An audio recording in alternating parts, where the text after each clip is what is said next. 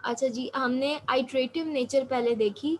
Iterative nature में ये देखा कि एक काम यानी कि हमने इस तरीके से देखे जी सीक्वेंशियल फॉर्म में कि एक काम पहले होगा, फिर लीनियरली अगला काम होगा, फिर अगला काम। फिर हमने आइटरेटिव नेचर ऑफ वाटरफॉल देखी, ठीक है, जिसके अंदर हमारे पास फीडबैक्स आ रहे थे और आइट्रेशंस में हम काम कर रहे थे, ठीक हो गया। फिर उसके बाद हमने एवोल्यूशनरी डेवलपमेंट देखी, जिसके अंदर हम डेवलपमेंट फेज़ पे के ऊपर क्या कर रहे थे, हम थोड़ा सा उसके ऊपर वर्किंग कर रहे थे, एवोल्यूशंस लेकर आ रहे थे, यूज़र का फीडबैक ले रहे थे, ठीक है। अब यहाँ पर उसके बाद हमने एक्सप्लोरेटरी देखी। एक्सप्लोरेटरी में आपके पास वो वाली डायग्राम आ रही थी, ठीक है ना, जिसके अंदर आप एक्सप्लोर करते जा रहे थे चीज़ें, ठीक है, इंक्रीमेंट्स आप देते जा रहे थे, छोटे मॉड्यूल पे वर्क करते जा रहे थे और एक्सप्लोर करते जा रहे थे। प्रोटोटाइपिंग के अंदर जो है वो उसने क्या किया था, काम वही हो रहा है, एवोल्यूशंस ही लेकर आ रहे हैं, एवोल्यूशनरी मॉडल के अंदर ही हैं आप, यूज़र की फीडबैक ही ले रहे हैं, ठीक है।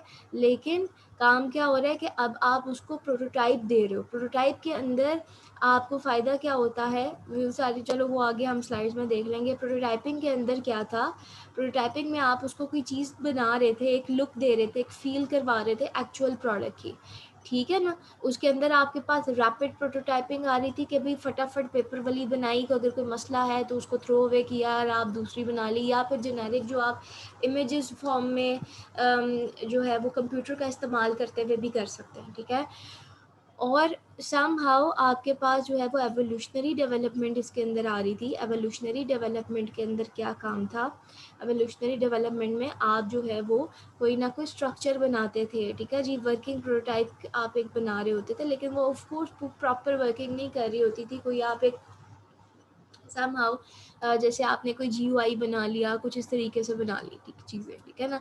फिर थर्ड टाइम मैंने आपको इसकी बताई थी जो कि इंक्रीमेंटल प्रोटोटाइपिंग थी। इंक्रीमेंटल प्रोटोटाइपिंग से मैंने आपको कहा था कि आपने नाम से याद रखना है कि प्रोटोटाइप किसी आपने बड़े उसकी सॉफ्टवेयर की बनानी है या ऐसे सॉफ्टवेयर की बनानी है जिसके छोटे छोटे मॉड्यूल्स जो हैं उनकी सेपरेट सेपरेट डिफरेंट तरीके से प्रोटोटाइप बन सकती है। तो आपने उसको भी इंक्रीमेंट में डिवाइड कर दिया कि आपने पहले एक इसकी बनाई, फिर दूसरे की बनाई। मैंने आपको पता नहीं इस पर कौन सी कल एग्जाम्पल दी थी, वो आप देख लीजिएगा जो आपका लेक्चर अपलोड होंगे।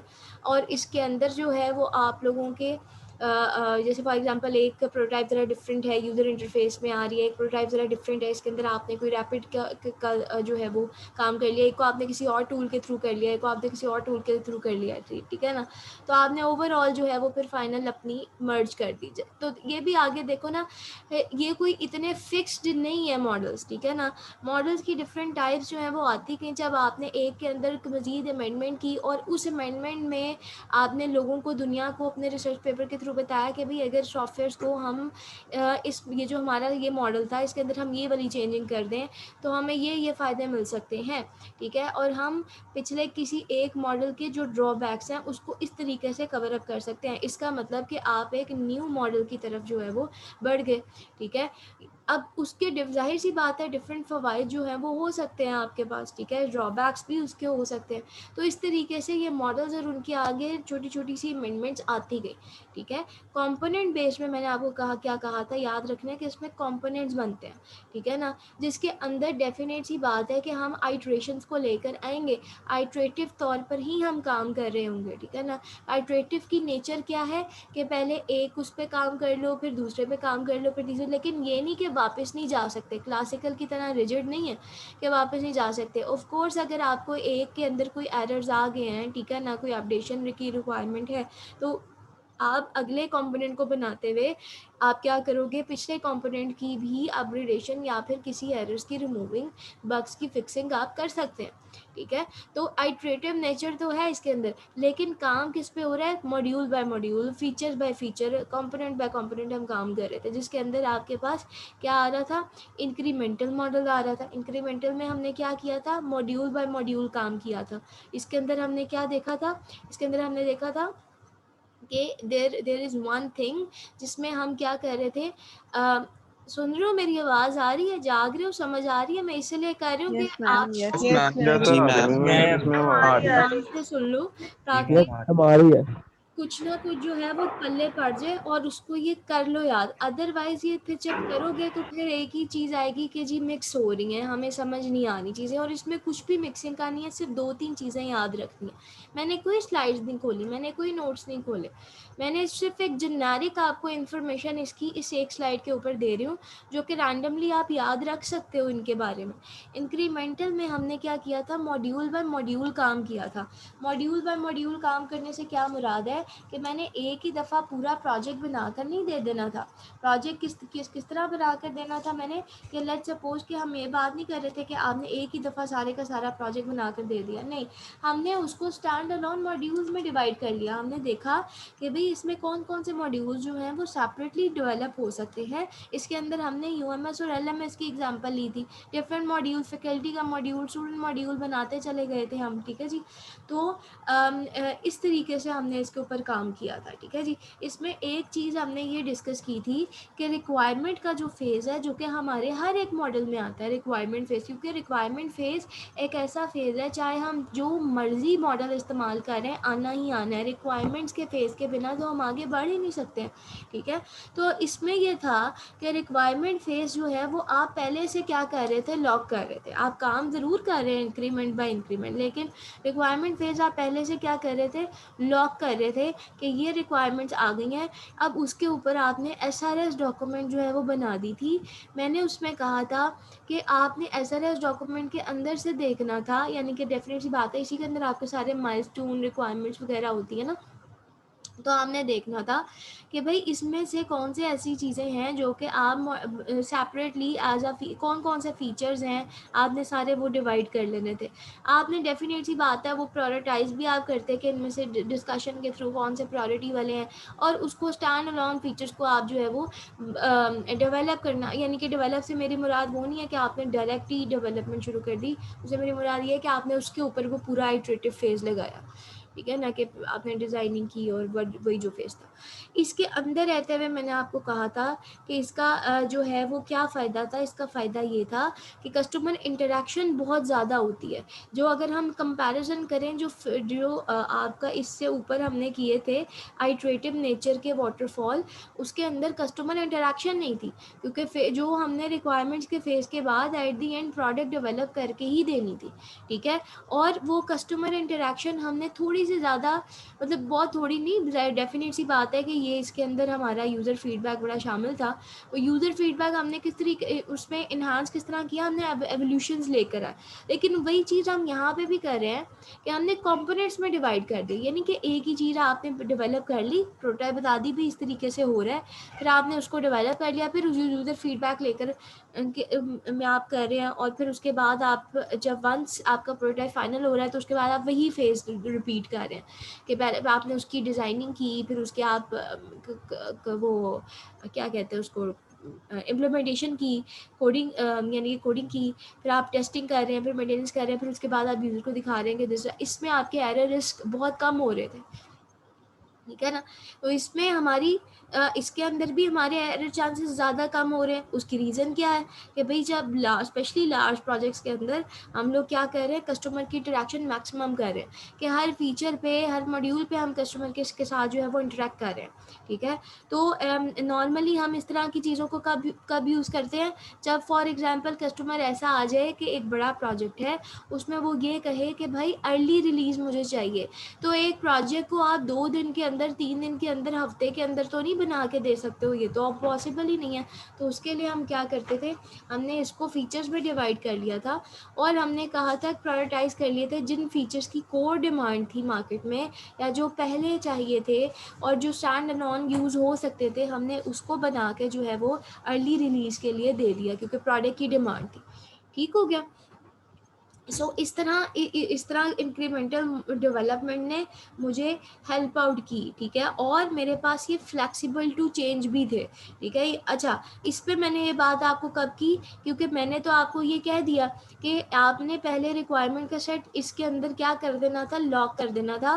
रिक्वायरमेंट का सेट लॉक करने के बाद, और नॉर्मली जब कंपैरिजन होगा ना, तो हम उसमें भी यही बताएंगे कि इंक्रीमेंटल में आपने रिक्वायरमेंट का सेट लॉक कर दिया, उसके बाद बेशक आप उसको फीचर्स में डिवाइड कर रहे हैं, हल्की फुल्की तो ज़ाहिर है फ्लेक्सिबिलिटी आपके पास होती है, लेकिन चांसेस कम ही होते हैं, क्योंकि आपने एक फीचर जब डेवलप कर दिया है और उसको आप रिलीज़ कर रहे हैं, तो उसके अंदर आप कोई मेजर चेंज नहीं हो सकता। ये थोड़ी बहुत आप उसके अंदर चेंजिंग कर सकते हैं, लेकिन अपग्रेड्स कर सकते हैं या पुराने बग्स फिक्स कर सकते हैं, लेकिन मेजर चेंज नहीं हो सकता। जैसे मैंने आपको 2 और 4 व्हील्स की एग्जांपल दी थी, ठीक है ना।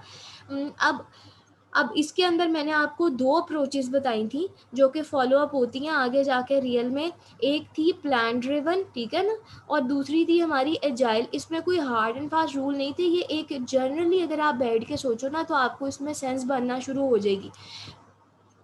प्लान ड्रिवन के बारे में मैंने आपको ये कहा था कि प्लान ड्रिवन में क्या था, प्लान ड्रिवन में आपके प्रॉपर प्लान पहले से बने होते हैं कि जी आपका जो कौन कौन से फीचर्स में डिवाइड होना है सॉफ्टवेयर, आपने कौन कौन से फीचर्स ऐड करने हैं, किस फीचर की आपने पहले डेवलपमेंट शुरू करनी है, और उस डेवलपमेंट के दौरान आपको अपने अगले फीचर्स की डिटेल्स का भी पहले से पता होता है। उसकी रीज़न ये है कि वो पहले से प्लान्ड होती है, ठीक है ना। आप उससे ये नहीं कि हिल जाएं कि ऐसे नहीं, वो पहले से प्लान है कि ऐसे ही होना है, ठीक है। तो वो मेरे पास प्लान ड्रिवन अप्रोचेज आ रही थी इंक्रीमेंटल में रहते ही, ठीक है। फिर इंक्रीमेंटल में रहते ही आपके पास एक प्रॉपर, जिस तरह मैंने आपको कहा ना एवोल्यूशनरी डेवलपमेंट एक बता दिया, ठीक है। इसी के अंदर आगे जाके हम जो है वो एग्जांपल देते हैं कि भाई जैसे आपके पास ये है ना, ये आइटरेटिव नेचर के मॉडल्स हैं, ठीक है। आइटरेटिव अच्छा, अब जैसे फॉर एग्जांपल हम ये बात कहें कि जब एक प्रोजेक्ट मैनेजर है, ठीक है जी, उसको पता है ये बात कि उसकी कंपनी जो है वो, उसकी ज़रूरत है कि उसने कॉन्स्टेंटली चेंज होते रहना है, ठीक है ना।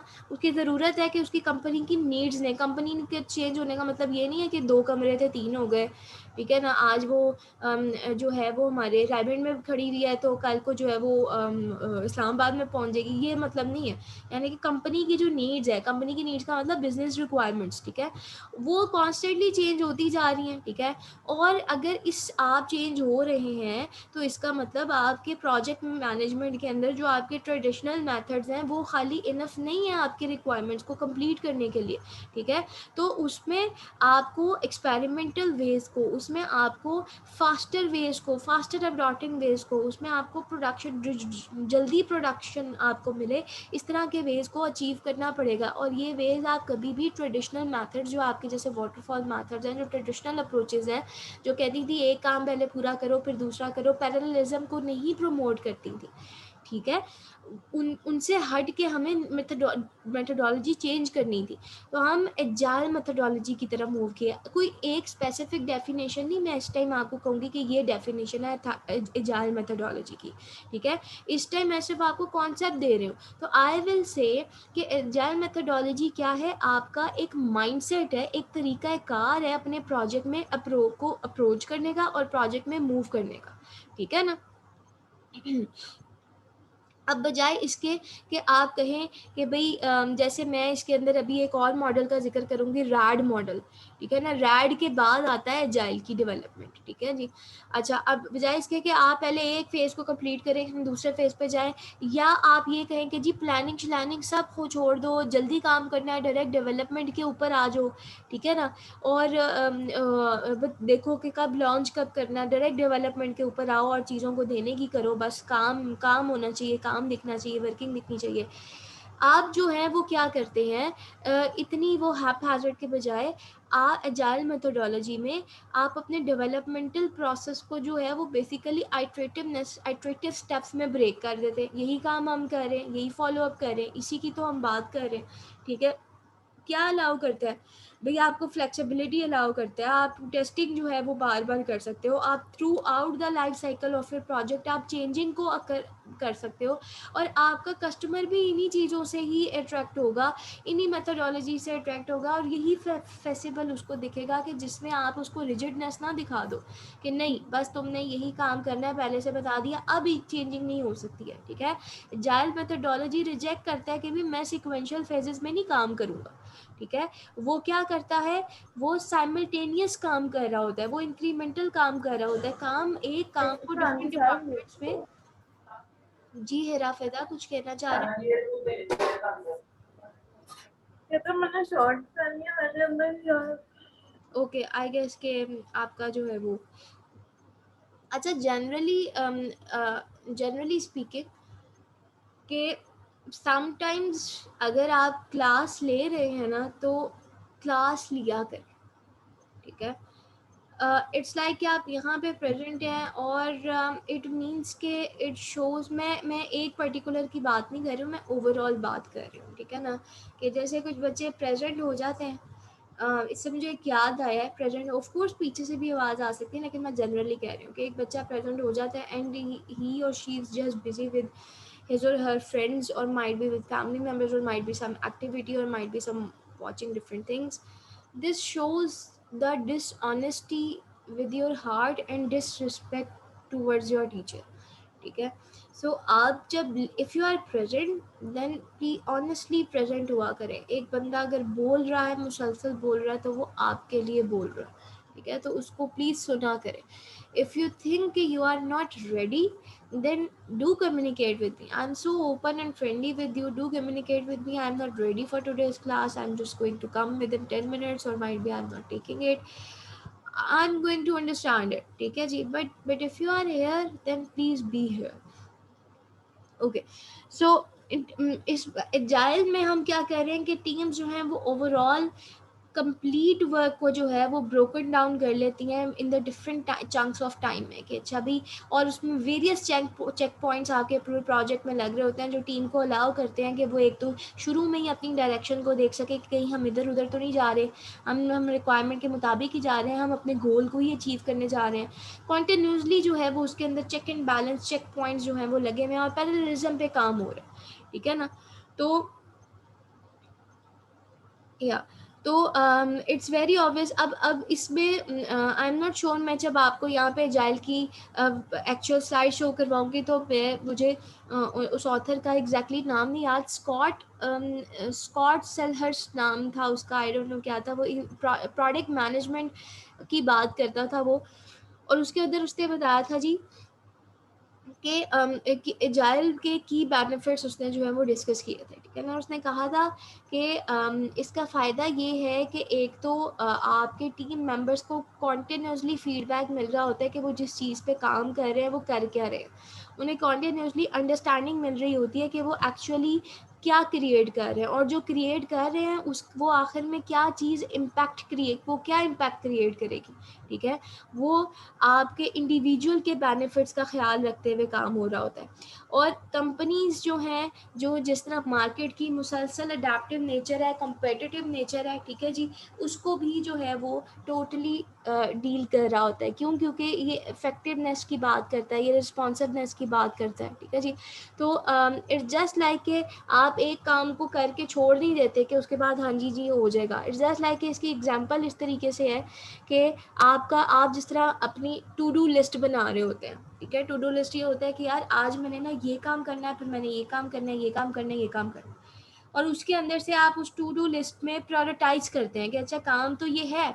जैसे मेरा ये वीक बहुत हैवी था, तो मैंने सारे लिस्ट पे अपनी जो इंपॉर्टेंट चीज़ें थी वो मैंने लिख ली कि ये काम होना है, ये काम होना है, ये काम होना है। फिर मैंने कि वो काम जिस तरतीब से मेरे जहन ने बताई थी मैंने वैसे नहीं करना शुरू कर दी, मैंने उनको प्रायोरिटाइज़ किया। प्रायोरिटाइज करने के बाद जो है वो मैंने उसमें से देखा कि कौन सा काम जो है वो पहले ज़रूरत है, पहले जो है वो करना चाहिए, और मैंने उस तरीके से आपका काम जो है वो परफॉर्म किए, ठीक है। एजाइल मेथड भी इसी तरीके से काम करता है। एजाइल मेथड भी कहता है तुम ऐसे ही काम करो, जस्ट वो ज़्यादा डिटेल्ड होता है और ज़्यादा ऑर्गेनाइज टू डू लिस्ट होती है, ठीक है। मैं इसकी एग्जाम्पल दूंगी, ठीक है। सो और आप जो है वो अपने तमाम फीचर्स की लिस्ट बना लेते हैं। वो काम जो, जैसे इसकी एग्जाम्पल है जी कि डिस्कशन कर लिया आपने, जो प्रोजेक्ट बनाने हैं, जो प्रोजेक्ट के अंदर फीचर्स चाहिए, उनकी तमाम स्टेक होल्डर से, अपने क्लाइंट से आपने बैठ के टेबल मीटिंग कर ली, डिस्कशन कर ली, ठीक है जी। अब आपने जब सॉफ्टवेयर को डेवलपमेंट करना है तो उससे पहले जो आपकी डिटेल्ड एजाइल मेथड कहते हैं, डिटेल टू डू लिस्ट तुम बनाओगे ना पहले फेज के अंदर, वो तुम इस तरीके से कर लो। इसको कहते हैं मॉस्को रूल। मेरा ख्याल है एस बड़ा होता है इसमें, मॉस्को रूल, ठीक है। मॉस्को रूल क्या कहता है कि तुम चीज़ों को मस्ट हैव के थ्रू देखोगे, कि मस्ट हैव, ठीक है। फिर तुम चीज़ों को शुड हैव के उसमें देखोगे, ठीक है। फिर तुम चीज़ों को कुड हैव के उसमें देखोगे, फिर तुम चीज़ों को वुड नॉट हैव के उसमें देखोगे, वुड नॉट हैव, ठीक है ना, जिसको पढ़ते हैं would not have time now may be later, अभी नहीं कर सकते हैं, कर लिया तो बहुत ज़बरदस्त है बट अभी नहीं, जिसको आप फ्यूचर स्कोप भी कहते हो।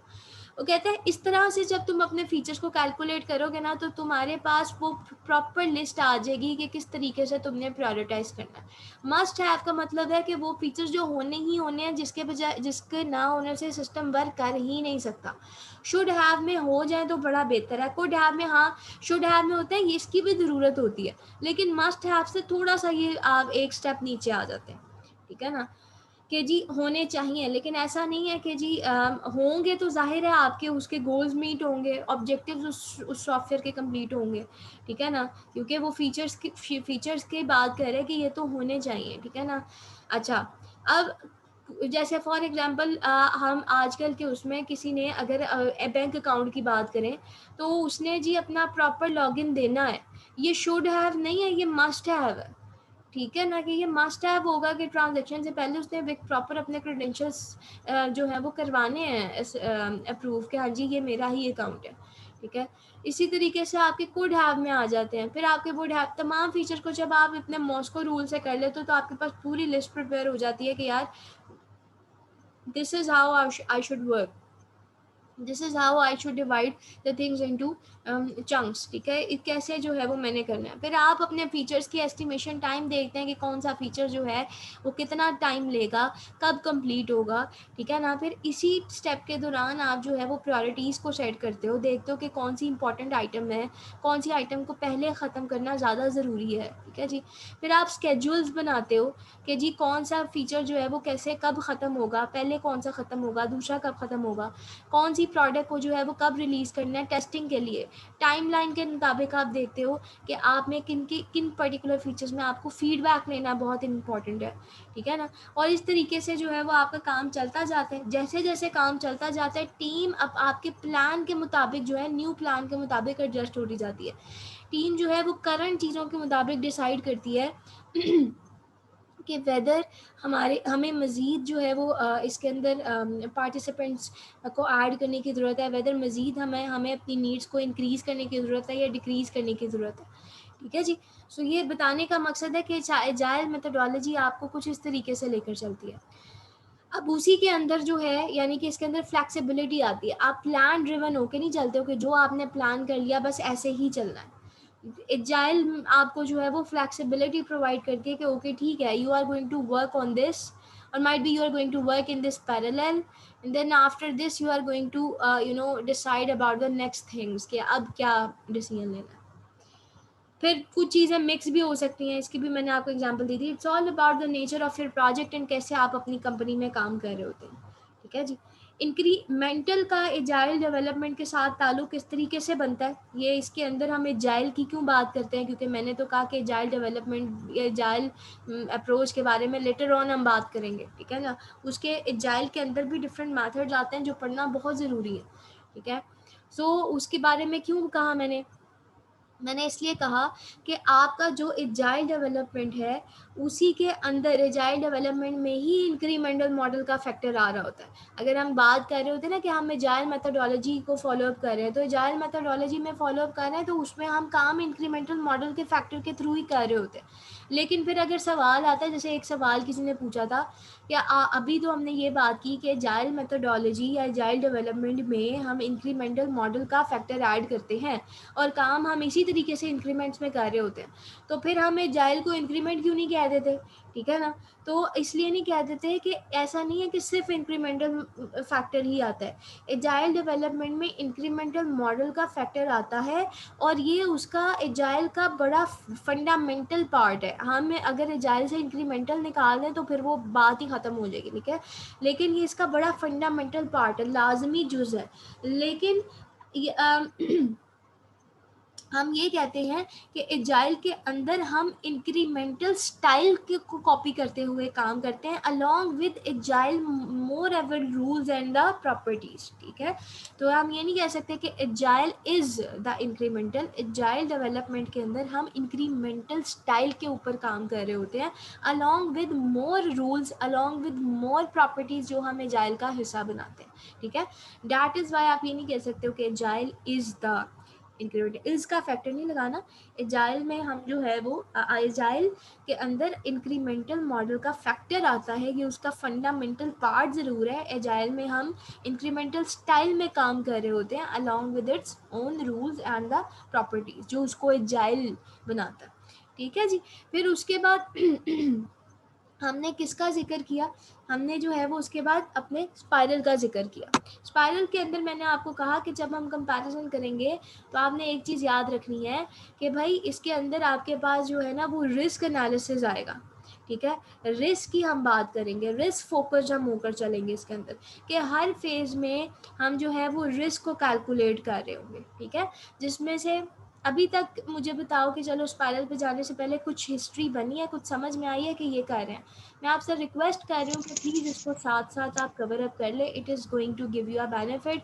अगर ये मैंने क्यों रिपीट करवाया है, इसलिए देखो बच्चों, जब भी आप काम नहीं करते हो ना, आप एक स्टेप पीछे जाते हो, वो आप नहीं जाते हो, वो मैं जा रही होती हूँ, क्योंकि मैं आगे बढ़ ही नहीं सकती हूँ। मैं कैसे बढ़ जाऊँ आगे, मैं वेस्ट कर रही होती हूँ अपना टाइम, हम पीछे से पीछे जा रहे होते हैं। ठीक है, विच मीन्स कि अगर इन केस हमारे इंस्टीट्यूट ओपन होते हैं, ठीक है, तो हमारे पास बेटा टाइम मज़ीद कम होता जाएगा, क्योंकि फ़िज़िकल में हम इस तरीके से नहीं चल रहे होते। फ़िज़िकल में हमारे पास और बीच में काफ़ी चीज़ें इंक्लूड हो जाती हैं जो हमारे टाइम को मज़ीद लेस कर देती हैं। मिड ने अपने टाइम पर ही आना। इसका नुकसान ये होना है कि एट द लास्ट वीक आप लोगों को एक्स्ट्रा मेकअप्स ले लेके बर्डनाइज हो जाओगे आप लोग। ठीक है, तो इसलिए प्लीज़ थोड़ी सी एफर्ट, थोड़ा सा पेन अभी ले लो और चीज़ों को जो है वो आप साथ साथ कर लिया करो। अब मैंने आज क्या कवर अप करवाना था, मैंने कल बात की थी ना आपको कि मैंने आज क्या कवर अप करवाना है। मैंने आपको एजाइल के मेथड्स पूरे पढ़ाने थे, तो मैं आपको एजाइल के मेथड्स कैसे पूरे पढ़ा दूँ कि आप you people are not sure about the spiral, you people are not sure about the slides. इसके अंदर मैंने जो विन वन मॉडल ऐड किए थे, आपने मुझसे कोई क्वेश्चन ही नहीं पूछे उसके ऊपर। ठीक है, यू डिडंट टेल मी कि मैंने जो है अब लेट्स मूव फॉरवर्ड। अब लाइक मैंने ये इसका बता दिया, एवोल्यूशनरी के मॉडल के अंदर आपने ये डायग्राम याद रखनी है।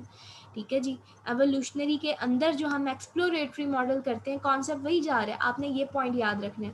हर एक की प्रॉब्लम्स और एप्लीकेबिलिटी आनी चाहिए। फिर प्रोटोटाइप के अंदर जितनी डिटेल है आपने ये याद रखनी है। ठीक है, फुल फ्लेज प्रोटोटाइप मॉडल का अगर आप डायग्राम देखें तो वो ये वाली आती है। ठीक है, प्रोटोटाइप के अंदर मैंने इसको इतना एक्सप्लेन कर दिया है कि मुझे बार बार इसके नोट्स पे जाने की ज़रूरत नहीं है, कि अब आपको आता होगा। ठीक है, इसकी एग्जांपल्स मैंने ये बता दी हैं। अगर शॉर्ट में इसके फेजेस डिस्कस हो रहे हैं तो वो मैंने ये लिख दिए हैं। ठीक है जी, आपकी इसकी टाइप्स बता दी हैं, इसकी टाइप्स को दिखा मैंने आगे एग्जांपल के तौर पे इसमें दी है। इस टाइप्स के ऊपर जो है वो डिटेल जो आती है इंक्रीमेंटल आगे टाइप्स, वो मैंने नीचे लिख दिए, जो आपके लिए जिसका पढ़ना और समझना और लर्न करना ज़रूरी है। ठीक है जी, आप आगे जाएँ तो आपको मैंने ये टास्क दिया था, मुझे बताएं कि हु इज़ द वन जिसके पास ये असाइनमेंट हुई हुई है, tools for the rapid prototyping. Ma'am करनी है। फिज़ा और इज़ा के अलावा मुझे बताएं किसने ये किया है काम। फिज़ा, मैम मैंने किया हुआ है Nasir. Very nice Nasir, and I was actually thinking about you कि मुझे आपकी आवाज़ नहीं आई ना, अगर ना आती तो मैंने बड़ा डिसअपॉइंट हो जाना था। और देयर आर अदर। मैम मैं सोया हुआ था एक्चुअली, सॉरी मैं लेट ज्वाइन हूँ 9:30 बजे, तो मुझे मुझे आंख नहीं खुली मैम, आप सॉरी ठीक है, सॉरी। ठीक है, बाकी भी और बच्चे हैं जो क्लास में पार्ट लेते हैं, एंड आई एम वेटिंग कि वो मुझे कहें कि हमने की हुई है ये असाइनमेंट।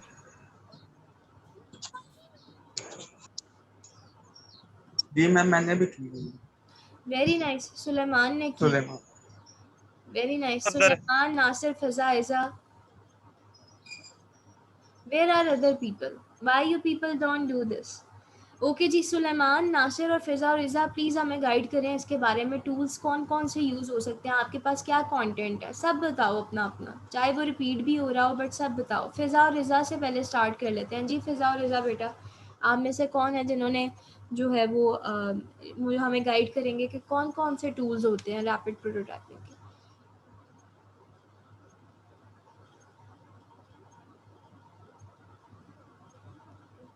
मैम या इतने ज्यादा नाम है। हाँ हाँ, बताओ जो आपको आइडिया है उसका बताओ।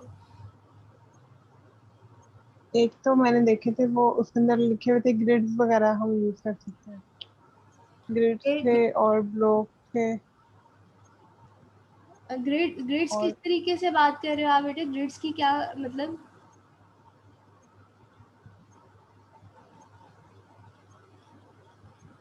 थोड़ा सा एक्सप्लेन करके बताओ कि समझ आ जाए, या अगर आपको आइडिया है किसी चीज का। वो वायर फ्रेमिंग में मैम ओके ओके, ठीक हो गया।